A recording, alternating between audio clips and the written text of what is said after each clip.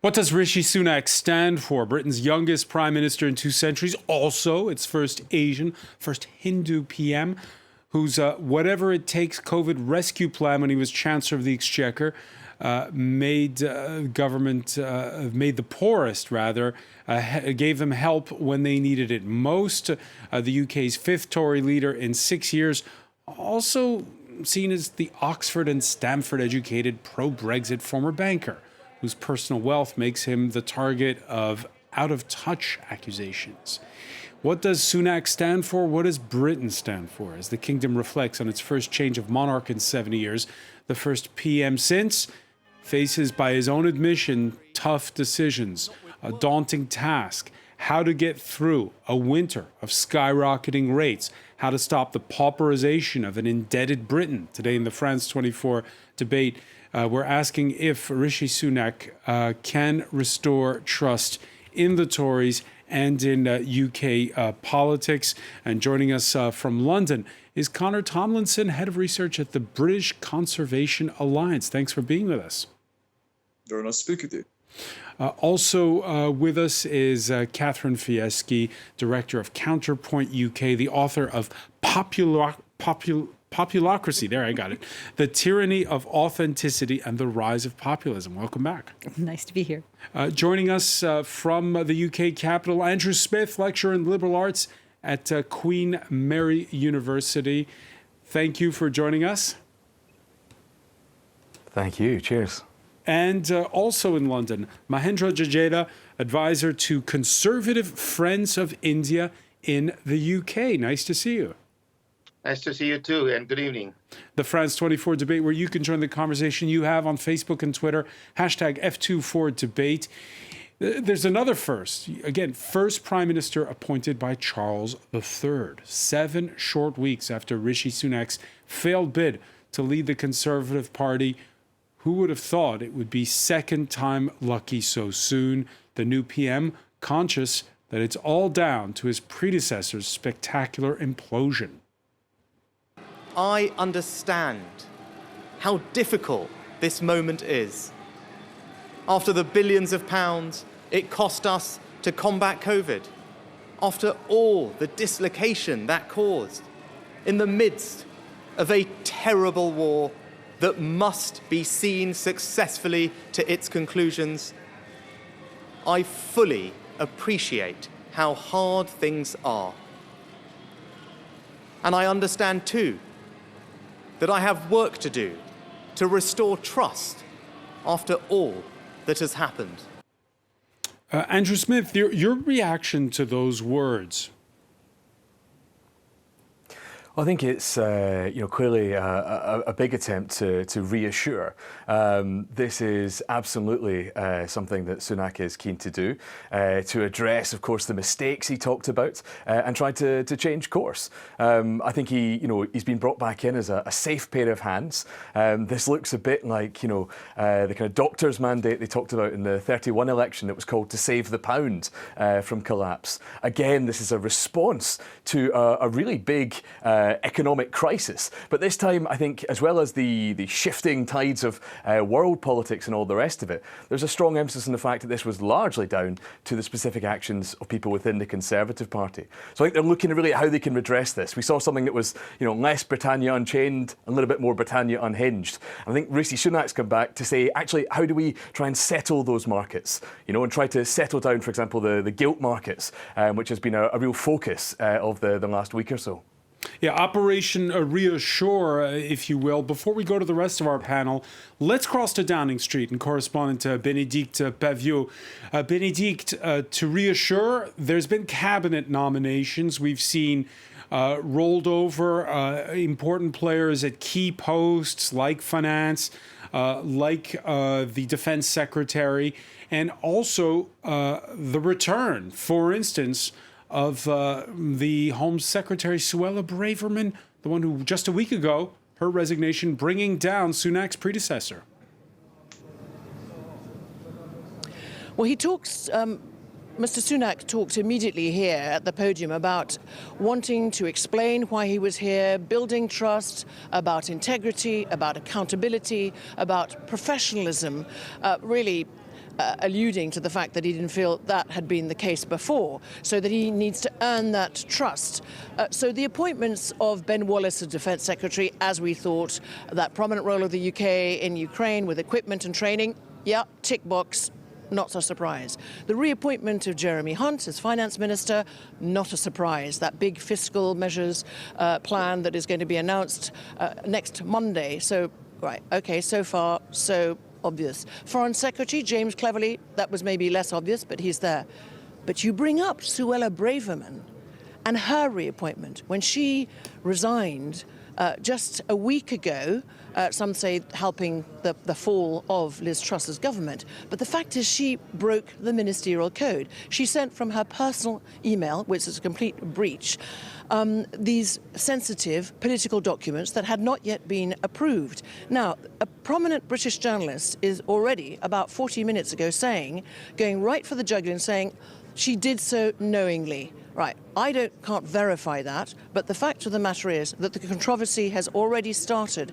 Interesting that Suella Braverman said quite recently that the people who overstayed their welcome the most had visas. Their visas were Indian.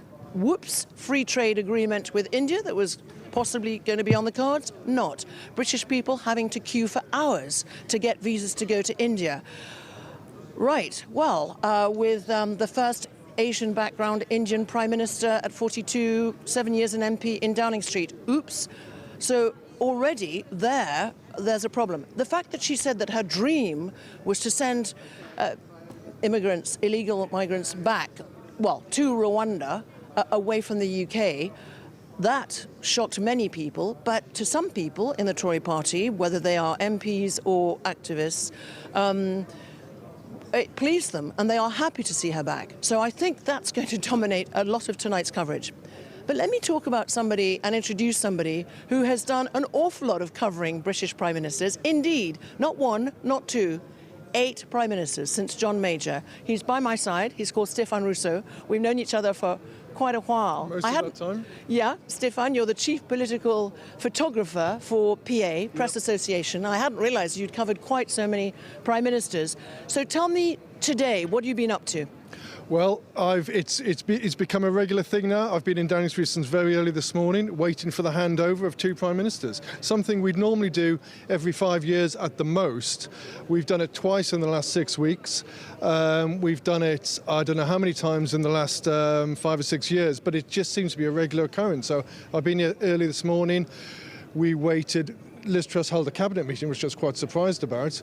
Her final one, which I think was just an excuse to have a big family photograph. They released a big picture, and I think they just got everyone together for that, all done internally. She then made a speech, went off to see the King, resigning as Prime Minister. The new Prime Minister did the same, went to see the King. He's appointed as Prime Minister, turns up here, and he makes his big statement to the media. So, all the way from John Major, through David Cameron, through Theresa May, through Boris Johnson, indeed Gordon Brown? Indeed, yes. Almost forgot him. But Liz Truss wanting those documents for her very short tenure in office but not in power. Are there any similarities? How has it changed over those 8 Prime Ministers? Image, from my point of view, people are more conscious about image. So access has got less because everyone does it inside now. They hire their own photographers, they hire their own media and video team because they're very conscious about image, which is kind of good for us because they're thinking about imagery, but they're doing it themselves a lot. So that's changed. Back in the days of John Major, there was no internet, there was no 24-hour media even. So it was just, 3 or 4 bulletins a day. So, it wasn't as important. We weren't there watching every move of the Prime Minister. So do you think that actually, so less access, are you able to catch almost stolen moments? And do you feel sometimes, that personalities, some are much more comfortable with photos and the media, and some are not at all, and very, very conscious and nervous of their image? Yes, absolutely. And I've noticed a pattern. See, Margaret Thatcher many years ago, I didn't photograph her as Prime Minister, but apparently she was very aware. You just thought photographs in newspapers was very important, and she would give photographers good imagery. John Major came in, a lot less so. I remember photographing him. He wasn't really interested. You know, he had this image of the grey man, you know, quite boring. He wasn't actually, but, you know, he wasn't sort of flamboyant. Tony Blair came along. Everything was about image. You know, we got much more, you know, powerful pictures, polished imagery, but, you know, very much conscious of it. Gordon Brown came along, again, opposite. He wasn't interested at all. He was more interested in detail and policy and getting his head down. David Cameron came along. He kind of modelled himself on Tony Blair. He was far more. He would always ask me, "What was Tony Blair like? What was it like photographing him?" I could tell, you know, he's kind of, you know, that's what he liked. And so we got good pictures. And then Theresa May came along. Again, the opposite. You know, she always looked very uncomfortable in front of the cameras. You know, I felt for her because, you know, it's very difficult to get used to. You walk out your front door of your home, and it's just, you know. Johnson loved the camera. Boris Johnson, that was lifted it to another level, because I photographed him a lot as London mayor, and, you know, he loved a photo call. You know, I photographed him playing rugby in Tokyo and knocking over a small child. Remember the picture of him hanging on the zip wire? You know. Yeah, we all remember that one. That was viral. That was worldwide. Exactly, and so he was, you know, he was gold dust for us. Yeah, you know. You forgot somebody, Truss. And then Liz Truss comes on. Now, we saw when she was Foreign Secretary, she had a photographer travelling all over the world with her. And we saw these very controlled pictures of her in red. You remember Red Square Moscow. with the Russian hat on. Remember on the tank in Germany, I think it was. Copying Thatcher. Yeah, I think so. You remember the picture of her running across Brooklyn Bridge in New York, completely set up and contrived, but, you know, they were clearly thinking about it. And now we've got Rishi, now an unknown. I didn't photograph him much as Chancellor, so, you know, I'm waiting to see, but, you know. You're waiting to see, we're waiting to see, and you're waiting for access. Well, good luck with trying to get access to Rishi Sunak, and we look forward to hearing your, remarks about the Sunak government and how that goes with media access. Stefan, thank you so much. There you have an overview of 8 prime ministers, and with that, I hand you back from a busy Downing Street, again, and a historic one, to Paris. Fascinating indeed. Many thanks, Bénédicte Paviot. And it was indeed, Catherine Fieschi, fascinating listening to Stéphane Rousseau there. I mean, politics is theater. And it's interesting how Liz Truss was able to control and manage her image until she couldn't, which brings us to the topic of how the current occupant of number 10 will control or not his image. Well, I mean, I think it's first of all, let me say, I thought that was absolutely fantastic, that sort of run through of sort of image up, image down, who's doing what, who likes the pictures. I thought that was absolutely great. I think that what we have to see, I was a little bit surprised when Sunak spoke yesterday, and it sort of went viral, that he wasn't particularly at ease. He's not, you know, we were all hoping for some relief from Liz Truss in terms of getting a better speaker, a better orator. I think he probably still needs to work on how he comes across in terms of reassurance, in terms of what kind of tone you adopt if you want to build trust. If you're plugging stability, which is what he wants, and you heard Andrew Smith at the beginning of our conversation, isn't that okay? I mean, the Germans loved it when Merkel was boring. Yeah, but the Germans were German, and I think there's a fine line between coming across as a safe pair of hands and coming across as slightly plodding. He needs to find his feet very, very quickly. I think as soon as he has his government around him, as soon as he's got his team around him, I think that he will be on surer footing, and we might see somebody else emerge in terms of the image. Still a safe pair of hands, but perhaps a little bit more dynamic, which I think is really important at this point too. Conor Tomlinson, how did the new Prime Minister do in that first speech as PM? He was very robotic and emotionless, wasn't he? I also, just from a raw optics standpoint, looking across the room at a teleprompter while not looking at the camera, it didn't connect very well with the electorate, especially when a lot of the electorate, considering the Conservative Party, which I'm a member, feel like he was appointed rather than we had the opportunity to choose him. I got an email a little while ago from CCHQ that said, you will have a say in electing the next Prime Minister. And then by default, he's dropped in. Now, Sunak's political career is quite interesting because about 7 years ago, he was put into a North Yorkshire constituency, which has voted Conservative since about 1906. So he was a shoo-in. Then he becomes Chancellor. And despite being part of the reason that we are going through this recession right now with his furlough policies and the money printing he oversaw at the Bank of England, and sticking with Boris until almost the very end, he's now been the default choice. And so if you really wanted to connect with people and show them stability, you would at least work on your optics a little bit more. Mahendra Jadeja, do you agree? No, I totally disagree with it. He is first. Let me start with it's happy Diwali to all of you and those who are actually following. And this is a greeting time for me to all of you. And now onwards, I say that I think it's a Rishi Sunak. He wasn't a default. He was a front runner there. The people are, a member of parliament is voting there all the way through to them. And when there is no one reaches up to the 100 and Boris Johnson is dropped out, and at the same time, Penny did not, make it up to the 100. But they did set a higher bar this time to try to expedite the process. It was increased to 100 MPs needed to be on the ballot.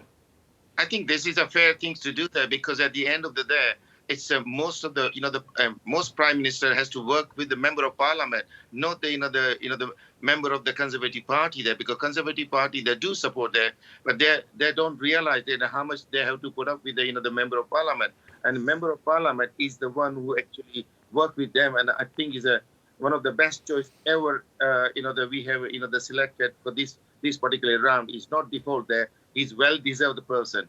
It doesn't matter. I disagree with you completely with Connor. What he said is a default there. You haven't seen it. I have seen it. There's so many times. How they work there. Even though including in his constituency in Yorkshire. Connor Tomlinson, who would you have preferred to see, and would you have felt the same way if your candidate had gone through?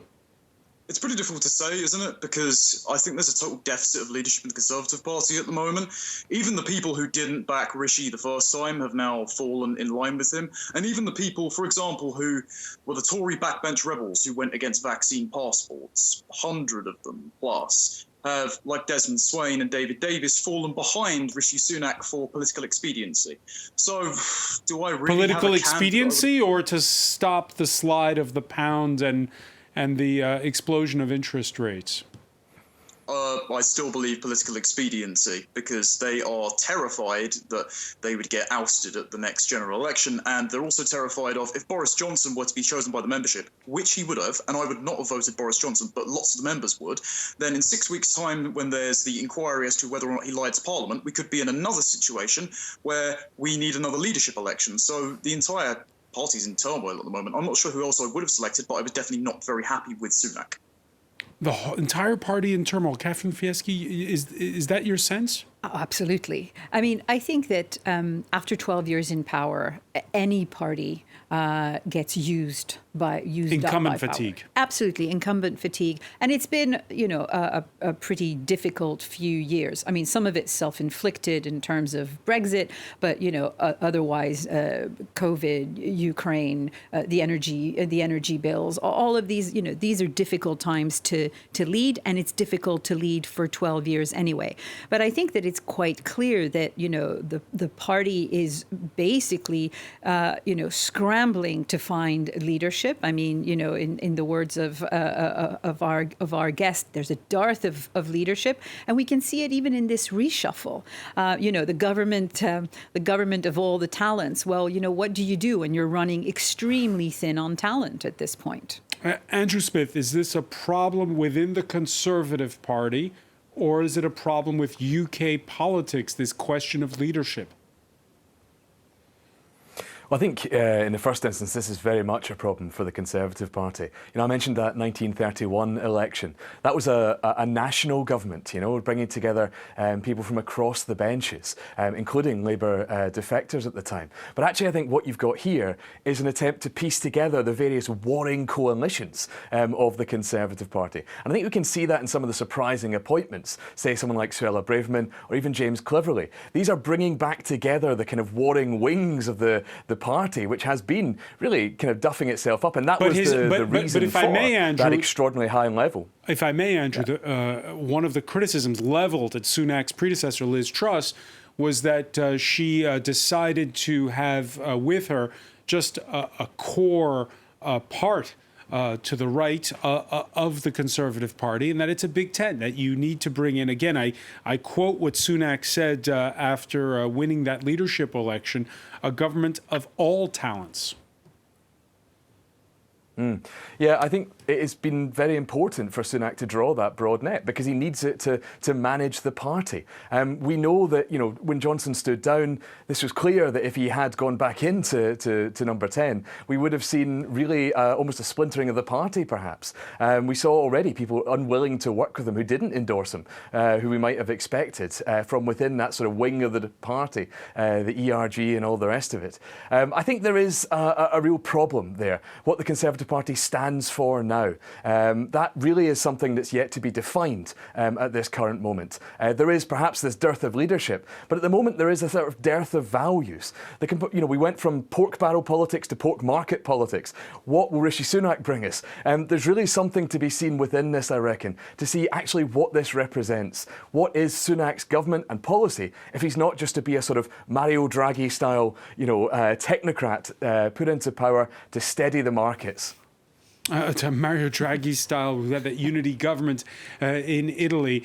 So from what our panelists are saying, the honeymoon is either going to be short or is already over. Not exactly rolling out the welcome mat for the new occupant, number 10. We're a handful of protesters. They're echoing the sentiment among Labour supporters that it's a general election that is needed to clear the air. That's the left talking there, Connor Tomlinson. Would a general election be a good idea? I mean, it's going to guarantee a Labour victory, but at this point, I think it's not we should murder the government with a general election, but they are committing suicide.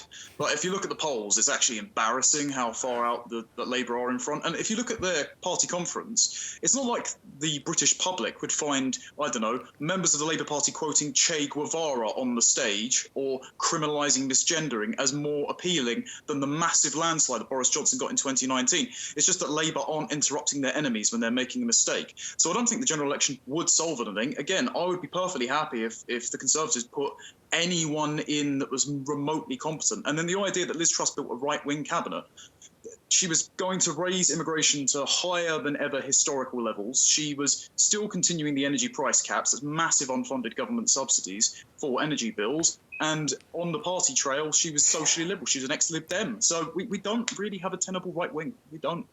Mahendra Jadeja, your thoughts? And you heard at the outset, our correspondent, Bénédicte Paviot, reporting on the return to government of the Home Secretary, Suella Braverman, who's in favor of those charter flights for immigrants to Rwanda. Well, before I come there, can I just wanted to recorrect what your reporter, they said at in your report about the visa issue. That it's in the UK that there are many people are waiting in a queue there for visa. Have you ever been to the Mumbai? Have you ever been to the India? There are more money being charged by the British government to the Indian people to come to the UK for visa, and that's you starting from the week visa. You pay extra £250 for the 3 days visa. You pay £500 extra visa, and if you want the next day visa, they charge you £1,000 there.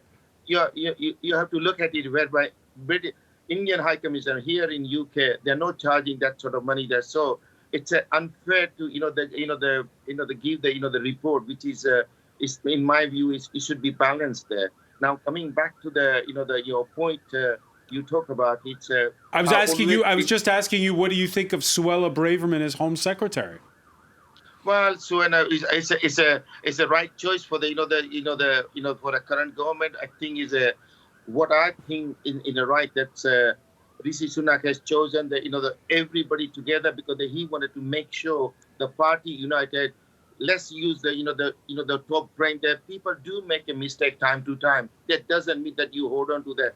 As long as people make the mistake and they accepted their mistake and then they take the things forward there, I'm very happy, and I'm quite for that this the Sunak for the Home Secretary.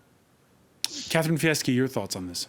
Well, I think two things. One thing that both of your guests have brought up is this idea of we don't know what the Conservative Party stands for anymore. And I think this is so important because I think at the heart of it is this misunderstanding about Brexit, right? And a number of people have brought this up recently, this idea that for a lot of the voters, and certainly a lot of the people who voted in favor of Brexit, it was about protection. It was about curtailing immigration. It was about, turning in, rediscovering a version of the UK that was perhaps nostalgic and off-kilter. But that was what it was about.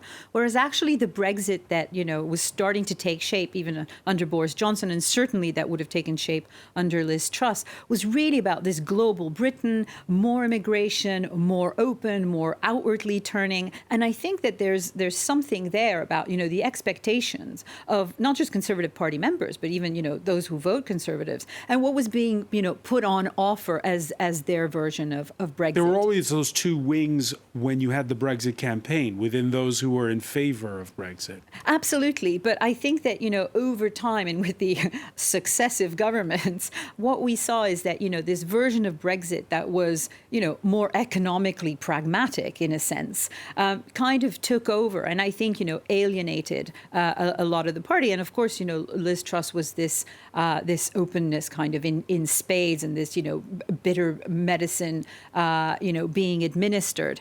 And then I think just, the other thing that is important to say is that whether Rishi Sunak is the candidate of expediency or pragmatism, etc., he's there to buy time.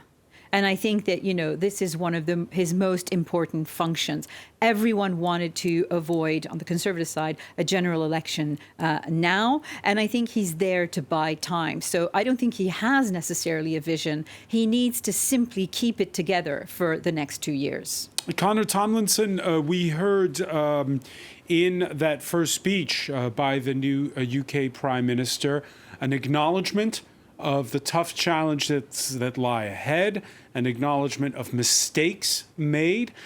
We didn't hear the word Brexit, did we, this Tuesday? The fact that you've had 5 prime ministers now in 6 years, is that not down to Brexit? Why would it be down to Brexit? I don't think that question's all that examined. I actually agree with your previous guest in that, Brexit's a dividing line between the party membership.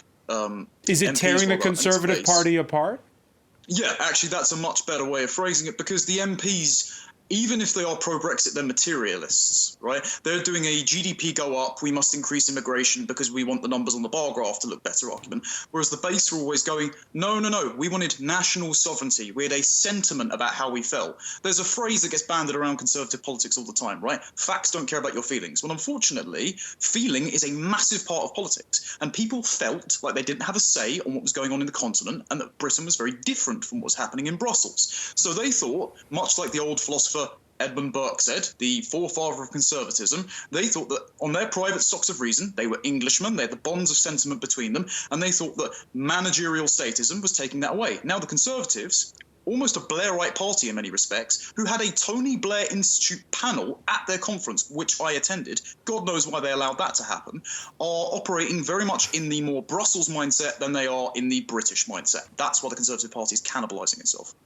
Andrew Smith, it's the second time in this conversation we've heard about admiration. First it was David Cameron who liked the way Tony Blair took a picture. Do you agree with Conor?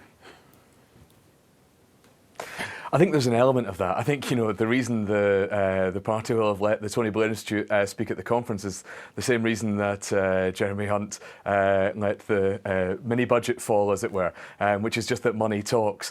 I think, it really represents an idea of kind of communication-savvy, socially liberal, kind of fiscally conservative state, which is trying to kind of draw itself into some remnant of the Cameron years to say, actually, this worked, this was success.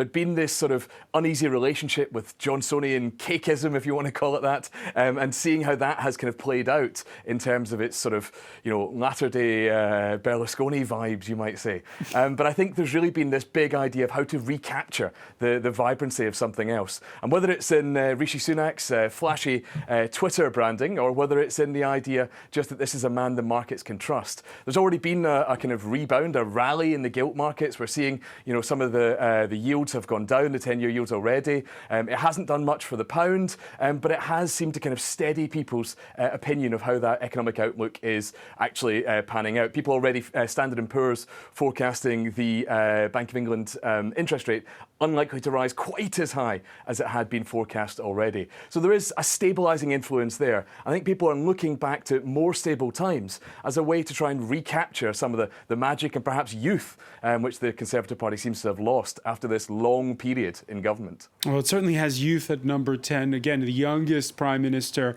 in 200 years, the son of a Kenyan-born doctor, a Tanzanian-born pharmacist. The press picking up on Rishi Sunak's fortunes changing for the better when, after attending a prestigious private school in Oxford, he met his future wife, Akshata Murthy, while attending Stanford Business School under a Fulbright scholarship. Murthy, the daughter of Indian tech billionaire Narayana Murthy, the co-founder of Infosys, and it's a lot's been made of how rich the new Prime Minister is. Mahendra Jadeja, your thoughts on that? Well, you say so many things, and my thoughts are, I have personally met Rishi Sunak. I have personally met his wife, and my thoughts are there. We put the money on the one side there. He's the nicest, the couple I ever come across. Down to earth, that deliver something for their own constituency, and even regardless whether he's a follower of the Hindu, but when it comes to the farmers in his constituency, he will never ever go there, and he will support each and every farmer, each and every person there. To my knowledge, money is one-sided, but he is a down-to-earth guy, and he will deliver what he promised, and he will deliver what he's been in a manifesto there. He's a pure Brexiteer. Brexit is done. Forget about it now. Let's move it. And how can we strengthen the British economy? And that's the things I wanted to say about him. Let me, Andrew Smith, does being rich matter? Because after all, in the U.S., Franklin Roosevelt was a patrician, and he initiated the New Deal. Does it matter whether or not you're rich in the U.K.? I've been looking at how the Sunak's prime ministerial accession, shall we say, has been reported in France, for example. And there's a real focus on the fact that he appears to be richer than our reigning monarch, which is, quite an extraordinary state of affairs. Now, I think within Britain, there isn't a kind of bar to personal wealth. Of course, the leader of the opposition is, a well-to-do kind of professional who has been knighted. But that doesn't make this kind of real extraordinary wealth. And that's really the kind of the thing I think many ordinary people see as something of a barrier. The idea that there is a sort of a different world, You look at somebody like Jacob Rees-Mogg, and one feels that perhaps the level of wealth that goes along with that kind of character is one that sort of shelters and insulates them from the real world. Now, it's one thing to say that Rishi Sunak is down to earth. I have to be honest, give me 730 odd million pounds and I'll be as down to earth as you want. But it's really, I think, one can't be down to earth and yet be infinitely wealthy, I think.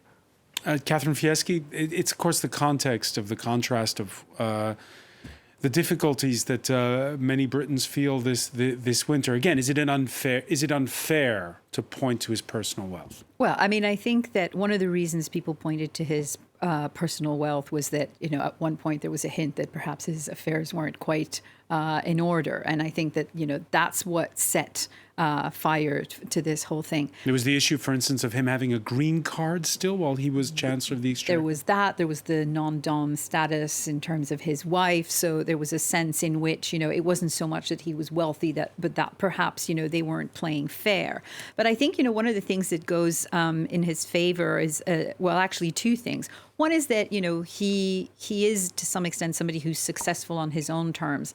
Now, those are terms that people can quibble about. Being a Goldman Sachs banker, does that, make you more connected or down to earth? I think the jury's out on this one. But I also think that the fact that, he's from a visible minority, that, there's a kind of sense that people are giving him the benefit of the doubt that in one way or another, certainly growing up, he might have felt in some ways, a sense of exclusion or, not necessarily had a kind of this natural ease that comes, that would have come if he had been, wealthy and white and male, et cetera, et cetera. So I don't think that this is going to necessarily go against him. It's part of his identikit, if you like. And Andrew Smith was referencing the reactions here in France.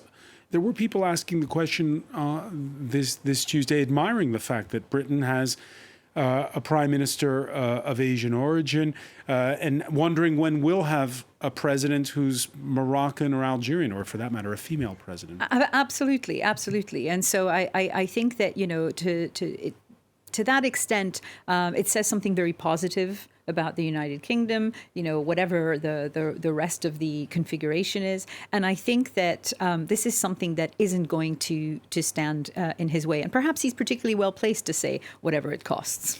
Yeah, because the difficulty, Conor Tomlinson, is that Boris Johnson's massive victory in 2019 in the general election was he courted working class constituencies, particularly in the north of England. When those constituencies look at Rishi Sunak, will they see him as a symbol of inclusiveness or of privilege? Well, they saw Boris very much the kind of person that you'd want to go down to the pub and have a drink with. I don't necessarily agree with that conception, but they saw him kind of as a football fan who'd been involuntarily dragged through Eton backwards. Now, his policies didn't quite match up to that. They were sold Brexit. It was poorly executed. He then doubled down on it zero. He then did lockdown. Not great stuff. Rishi Sunak, his skin colour doesn't matter. His religion doesn't matter. His wealth, in many respects, doesn't matter.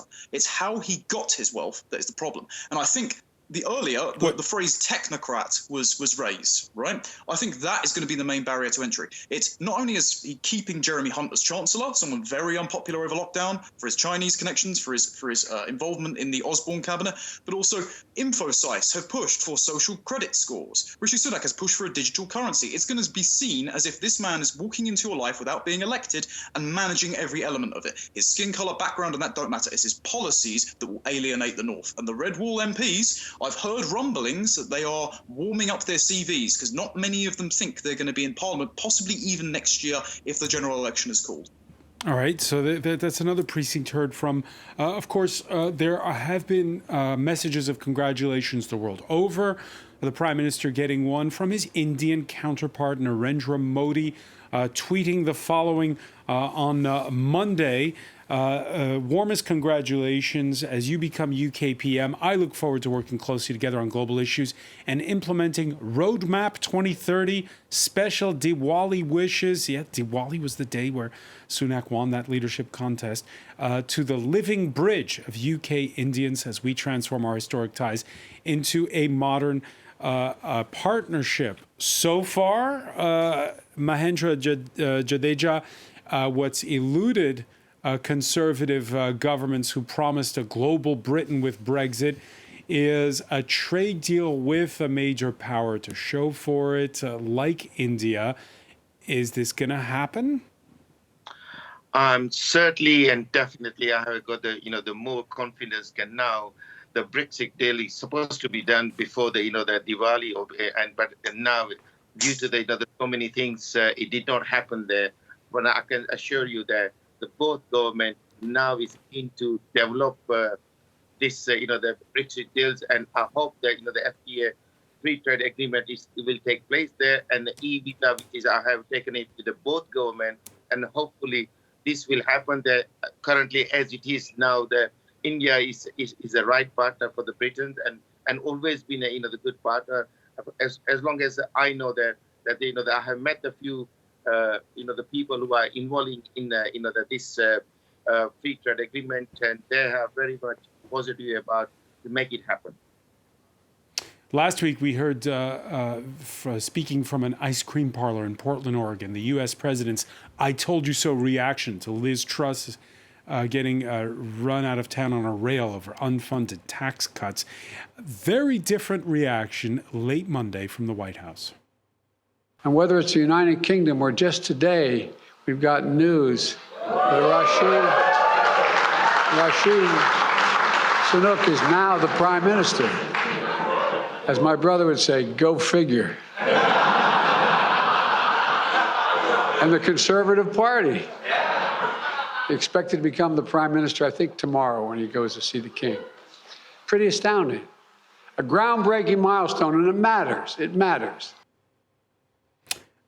Your reaction to Joe Biden's words there, Catherine Fieschi? I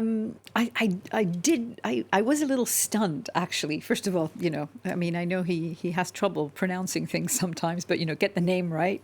But he seems to be saying, would you believe it, from the Conservative Party? You could sort of see what he was reaching for, but it was a combination of cack-handed and also a bit condescending, frankly. So I don't think that was Joe Biden's finest moment. I wondered if I could just rebound on something one of your guests said about, the fact that he will be perceived as a technocrat. And I agree, this could be a real problem, this bloodless politics that so many in the Conservative Party hate. But at the same time, it's very important, I think, for the Conservatives to come back on their promise that, the economy is in safe hands with them. Right? It's economic competence that they've always been voted in on. And everything else, I think, was just icing on the cake, sovereignty, autonomy, immigration. Actually, I think what really mattered was that, your purse was safe with the Conservatives. And over the past few weeks, that went up in smoke. That's what he's going to have to concentrate on. He's going to have to concentrate on that. And just to say, while Britain's new leader was being anointed by the King and refusing to identify Brexit as a reason for his country's predicament, over in Italy, a new far-right prime minister reaffirming her support for the EU, for NATO, Giorgia Meloni unveiling her government's program there before Parliament. And we've had several panelists, Andrew Smith, over the last couple of weeks say that leaders in Europe have seen Britain as a cautionary tale. Yeah, I think that Britain has represented a cautionary tale over the last few weeks. There's been a sense of, this is what happens when it looks like there are not checks and balances, when budgets don't, go through Parliament but are announced very quickly. There's crowing in the US that couldn't happen there. But likewise, I think in Europe as well, there have been people that have looked at, weak responses to some of these wider overlapping systemic crises. The COVID reaction, of course, the costs of the Ukraine war as well. And there has been sort of disquiet at what's happened in Britain because of the shock around it. And so, as you mentioned, someone like Giorgia Meloni, of course, from Fratelli d'Italia, this idea of, that post-fascist party, it's formed this coalition right across the right and united the right in Italy. But at the same time, as you said, has cleaved very, very close to NATO, to the EU, has actually said, really focused all of that energy, that kind of post-fascist energy, on the idea of immigration. And that's really been the strong focus that's come out of that so far.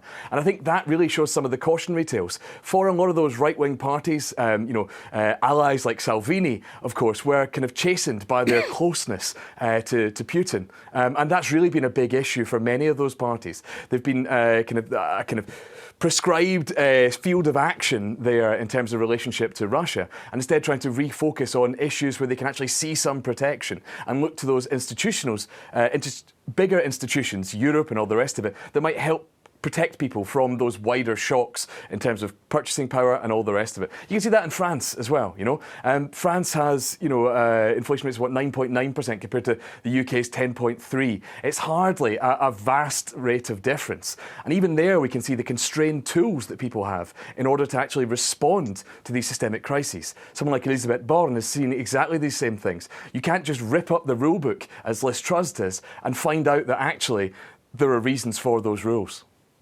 And we'll have to leave it there, unfortunately. Much more to talk about on this topic, and we'll be addressing in upcoming programs that issue of how Europe gets through that winter. I want to thank so much Catherine Fieschi. I want to thank in London Connor Tomlinson, Mahendra Jadeja, as well as Andrew Smith. Thank you for being with us here in the France 24 debate.